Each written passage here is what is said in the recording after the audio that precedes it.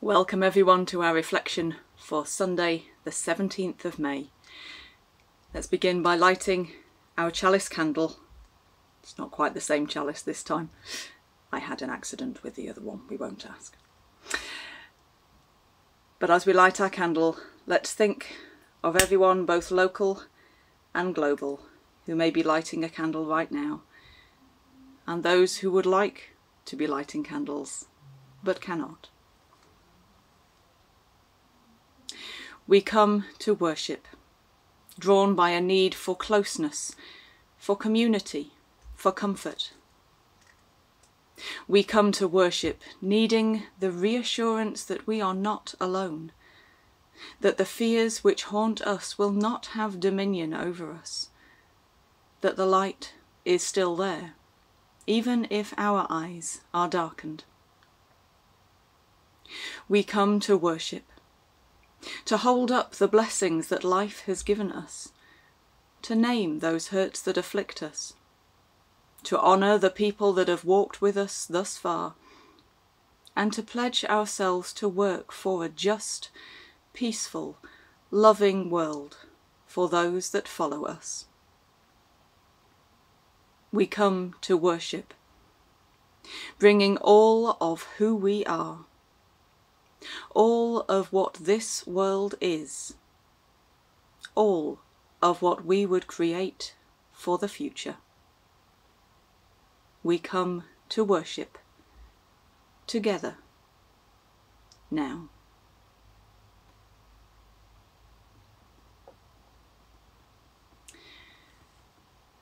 Number 147 in our purple hymn book is by Leanne Mitchell.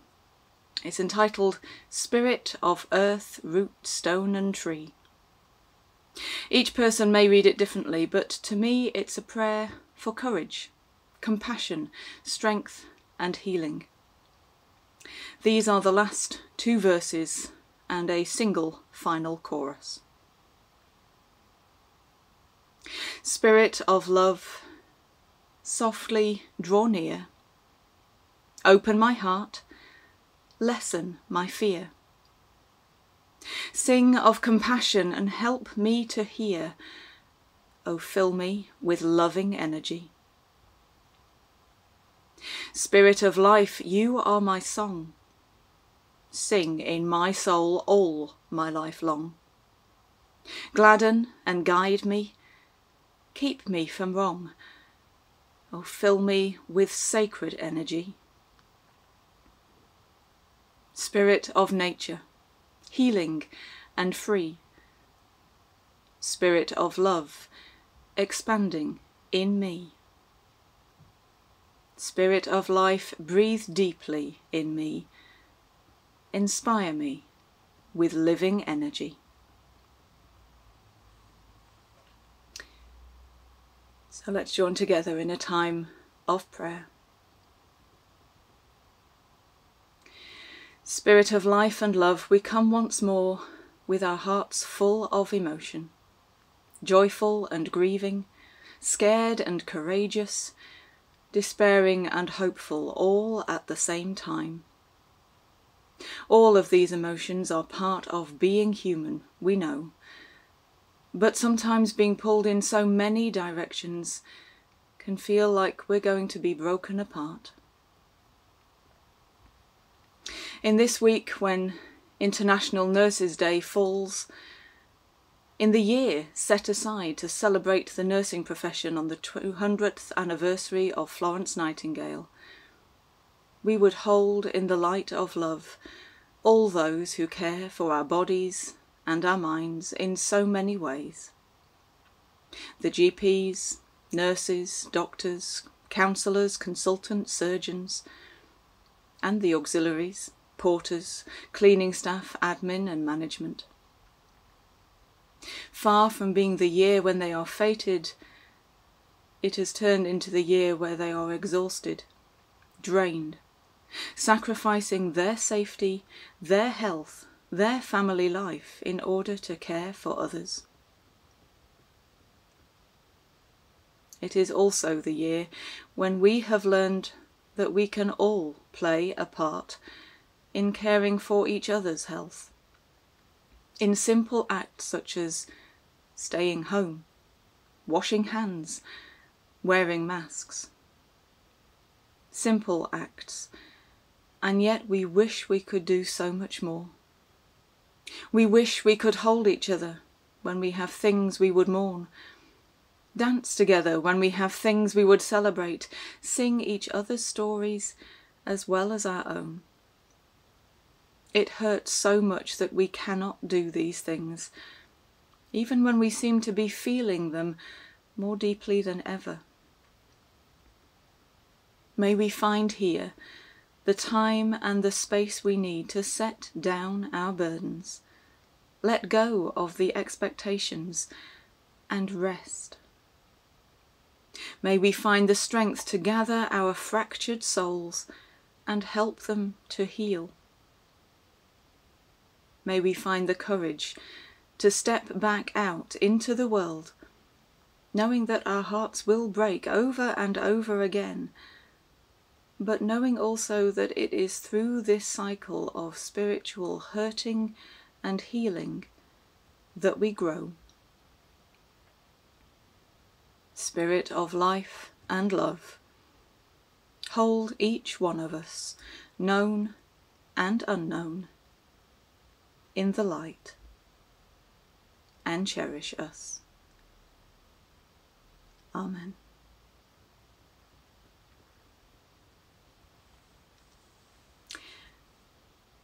This story is called The Cure, and it's by Christopher Buis. Once upon a time there was a young girl called Maggie who found out she had a very terrible disease and probably would never be well again. She was very, very sad, and although she had many friends, all of them were afraid to visit her because they feared they might catch the disease. So the little girl sat in her bed all by herself and was very lonely. But one day she heard a knock at the door. "Come in," she said. And in walked 3 of her friends. One was a doctor, one was a minister, one was a magician. Maggie was very glad to see them, for no one else had been brave enough to visit her. "Hello, Maggie," said her friends as they sat around her bed. "We came to tell you something. Each one of us is going to try and find a cure for your disease." "Yeah," said the doctor, "I'm going to go into my laboratory and do experiments until I discover a medicine that will cure your disease." "And I," said the minister, "I'm going to pray every day that you will be healed of this terrible disease." "And I," said the magician, "I'm going to look through my books of magic until I discover the potion or the spell that will rid you of your disease." Well, Maggie smiled and was very happy because she saw how much her friends cared for her. "Thank you," she said. "We're sorry that we can't stay long to visit now," said her friends, "but we must rush off and begin our search for a cure. We'll come back in 3 days, and surely by then one of us will have found a way to cure your disease." And so her friends went away in search of a cure, and once again Maggie was very lonely. For 3 days, Maggie's friends did everything they could to find a cure for the disease. The doctor worked hard in the laboratory, but couldn't discover any medicine that would help the little girl. The minister prayed every day and every night that Maggie would be healed of her disease, but the little girl was still sick. And the magician looked through all the magic books, but there were no spells or potions that could cure Maggie's disease. All 3 of Maggie's friends were very sad, for they felt that they had failed. After the 3 days were over, the doctor, the minister and the magician returned to Maggie's house and told her the bad news. "We're so sorry," they said, "but we couldn't find a cure. We did our best." And the 3 friends began to cry. "Don't cry," said Maggie. "Before I was sick I had many friends, but now they're all afraid to visit me. And yes, the disease I have is a terrible one, but it's nothing compared to the loneliness I felt these last few days. I now know that loneliness is the worst disease of all. Right now, the medicine I need most is your friendship. The prayer I need most is for you simply to be with me. And the magic I need most is your love. And so the doctor, the minister, and the magician gathered round the little girl and laid their hands upon her. And in the silence that followed, it is rumoured that they found the cure.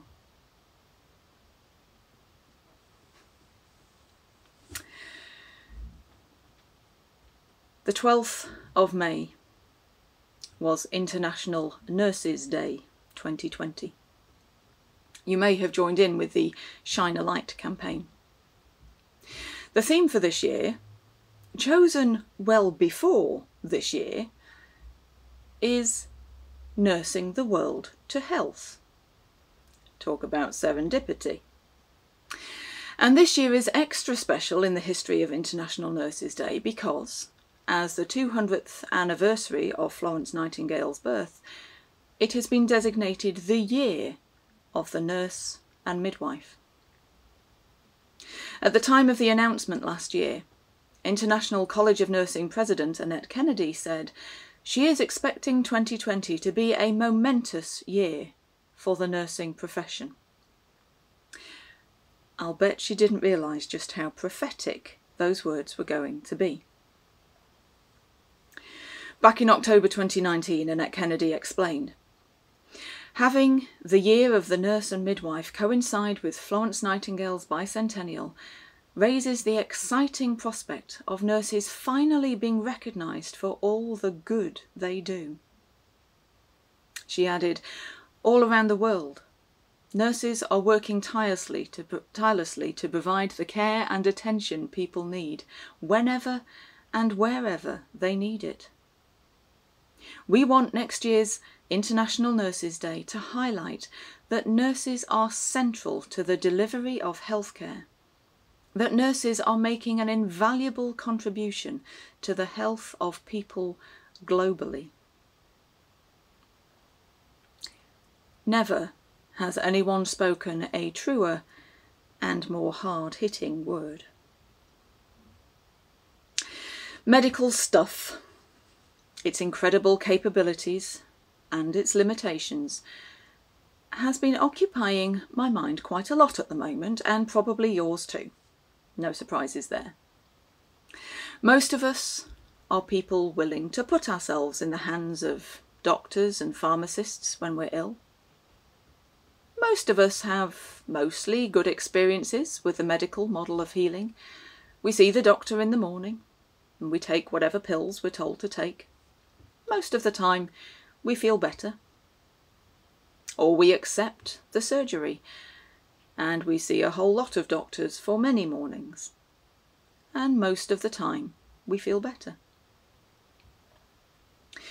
But around the edges of our lives, we are aware of the disease that doesn't respond, the injury that won't get better, the illness that can't be cured.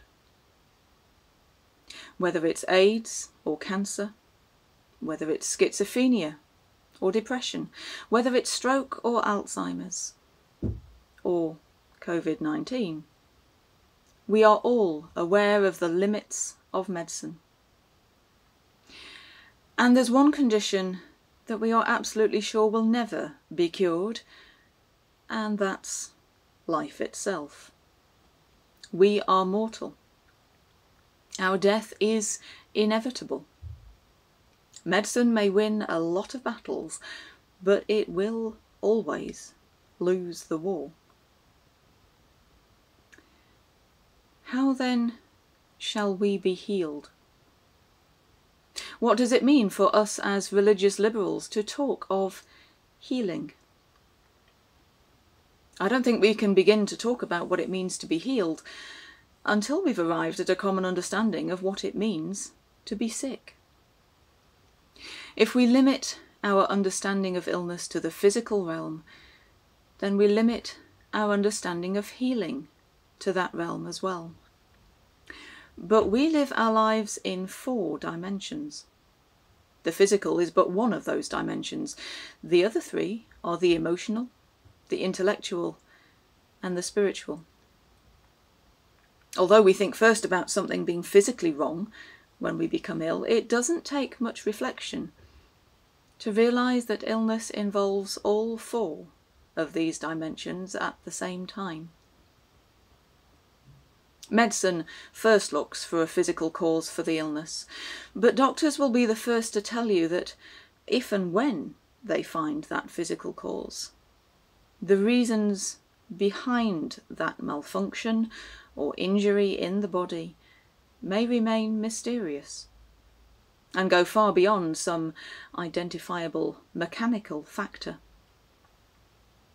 You don't have to be a believer in faith healing to recognise that physical symptoms can manifest themselves as a result of wounds suffered in the psyche or the spirit.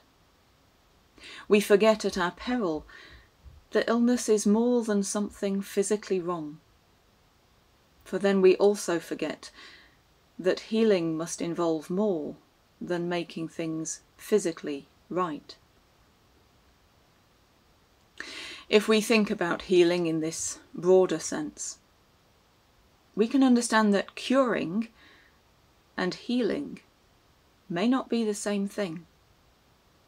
When we cure an illness, we generally think of the ending of physical symptoms or the correction of a physical malfunction. But if healing involves the whole person, we can imagine the possibility that medical technology can help the physical problem, but not cure the underlying dysfunctions in other dimensions of our lives that have brought the illness to the forefront in the first place. Christina Grove puts it another way, saying, "To heal means to rediscover that divine idea, that place of wholeness within each of us. Our task in recovery, or in the spiritual journey, is to peel away the layers between us and the deeper self. We can use the image of a vast ocean that is barricaded away by a dam that keeps us from knowing it exists. Even though our intellect may learn there is an ocean, we cannot conceive of it because we have never experienced it. And then, for an instant, we transcend the barrier, and we see and feel the ocean directly. Once this has happened, we become strongly motivated to experience it again. That's the healing of wholeness. A healing that is possible regardless of what our body might be suffering. A healing that may be needed even if our bodies are at the height of their strength and well-being. A healing of the soul. To begin with, soul healing may not even be an option, depending on the hurt. At first, we may just need to sit with our pain, and that can take great courage. If you're anything like me, you'll know it's a lot easier to care for others than to look after ourselves. And it feels a lot easier to run away from our pain than to turn around and face it.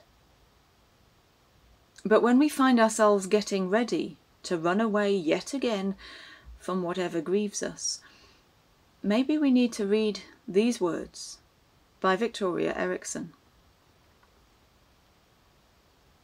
When there's a fresh wound in your heart, keep it open until it heals.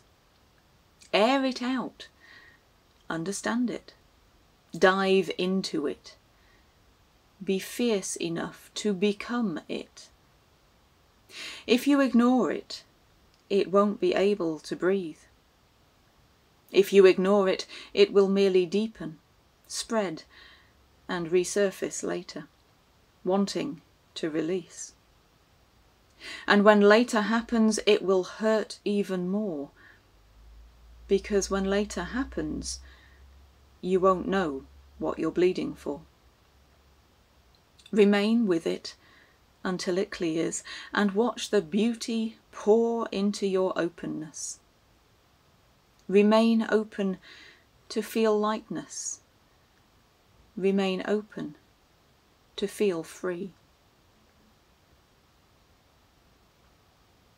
And likewise, Erica Hewitt reminds us, healing begins when we examine what's in pain, wonder how it occurred, and allow it to teach us. In fact, sometimes the brokenness is immense, and the only grasp, the only power we have over that large and complicated pain looming over us is to bear witness, to tell its story, and to seek out companions and helpers who are willing to agree that, yes, there is something breaking or messy in front of us, and we will not leave or even look away until repair has begun.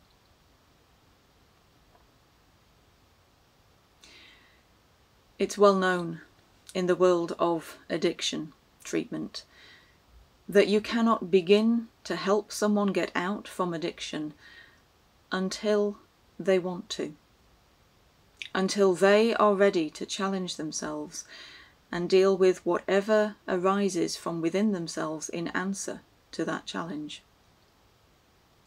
To find our healing, we have to be ready to face ourselves.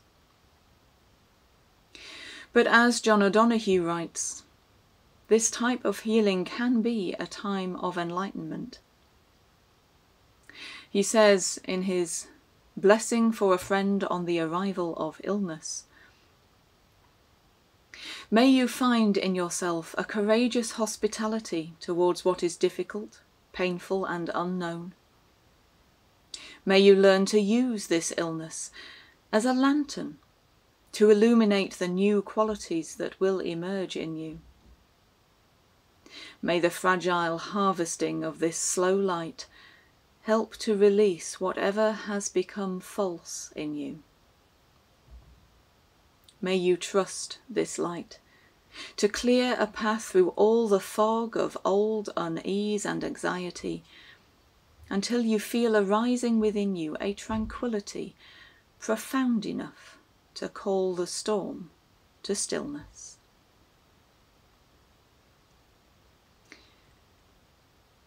Each of us will have a need for healing, and so does our world.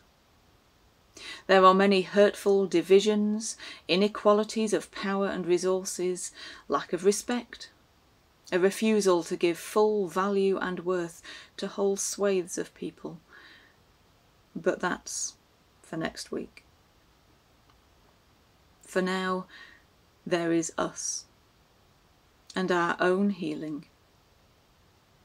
Sometimes there is no physical cure, and ultimately there is never a physical cure.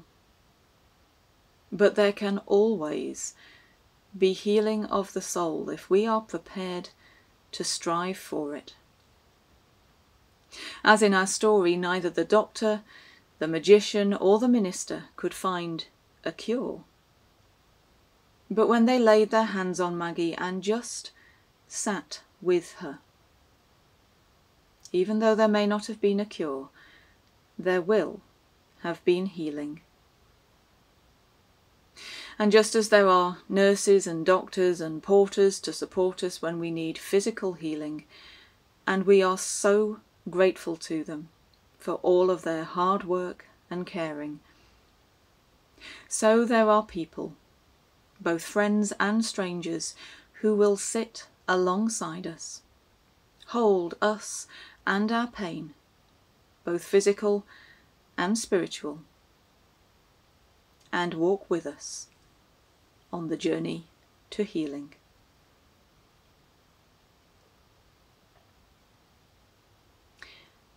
And so, a blessing. We all know suffering, of body, mind, or spirit. And we know that our fellow human beings are suffering also. May we all be bringers of healing to those around us. And may we all find healing for ourselves through the hands of another, with the courage of our own souls, and by the grace of the Spirit of love. Amen.